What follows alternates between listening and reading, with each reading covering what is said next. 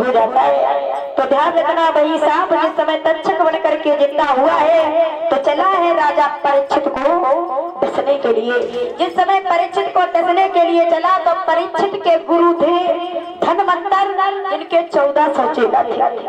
धनवंतर चले हैं परीक्षित को जीवित करने के लिए, तो रास्ते में दोनों मिल जाते हैं। जब रास्ते में दोनों मिल गए तो उसी समय आज मिलने के बाद में जवाब दिया, बोले कहाँ जा रहे हो? रुक जाओ माता जी, तुम्हें ज्यादा जल्दी है, खड़ी रहो ऐसे थोड़ी देर। जिस समय रास्ते में मिल गए जवाब दिया कहाँ जा रहे हो? बोले हम परीक्षित को डसने के लिए जा रहे हैं। बोले तुम कहाँ जा रहे हो? बोले हम परीक्षित को जिंदा करने के लिए जा रहे हैं। तक्षक ने जवाब दिया परीक्षित को बाद में, पहले हम तुम्हें देख लेते। एक हरे भरे वृक्ष पर नजर डाली, वो हरा भरा वृक्ष सूख गया। जवाब दिया है देखो, धर्मंतर बोले कि जहाँ तक हमारी नजर जाती है वहाँ तक विष नहीं रहता, जहर नहीं रहता। पुनः धर्मंतर ने उस वृक्ष पर नजर डाली, वो वृक्ष हरा भरा हो गया। आज जिस समय देखा तो जिस समय देखा है तो देखा कि हम परीक्षित को बाद में देखेंगे। तो उसी समय रास्ते में सोटा बन करके तक्षक लेट गया। जब सोटा बन करके लेट गया, धनवंतर ने सोटा समझकर उठाया, अपने कंधे पर रख लिया। जब कंधे पर रख लिया, पीछे डस लिया है पीठ में धनवंतर के तक्षक ने। जब डस लिया, जो 1400 चेला थे उनसे कहा है कि ऐसा करो, हमें जमीन में गाड़ दो। जब तुम हमें जमीन में गाड़ दोगे, मेरी 3 महीने तक लगातार ढाक बजाओ, हम जीवित हो जाएंगे। क्योंकि पीठ में तो नजर नहीं पहुंचेगी तो विष कहां से खत्म होगा।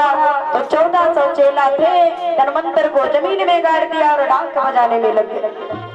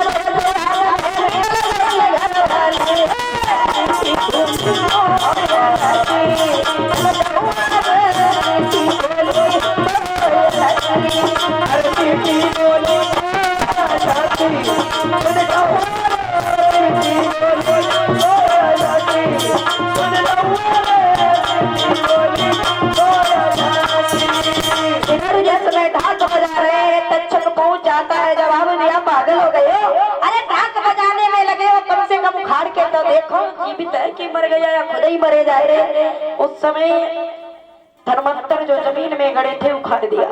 जैसे ही उखाड़ा जवाब दिया है अब हम जीवित नहीं बचेंगे। जवाब दिया अगर तुम हमारे जैसे 1400 विद्वान बनना चाहते हो तो हमारे मांस को तुम 1400 खा जाओ। आज के समय गुरु के मांस को काट करके खाने के लिए जा रहे थे तो उसी समय तक्षक फिर पहुंच गया। जवाब दिया पागल हो गए हो, भला गुरु के मांस को कौन खाता है। फिर नहीं खाया। आज गंगा जी में जिस समय सिरा दिया है तो इधर तक्षक चला है परीक्षित को डसने के लिए।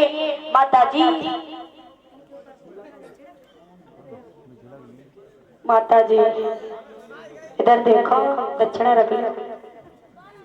हाँ अब हमारी तो जाए और कम से कम हमको दे जाओ, 7 दिन की मजूरी हमारी।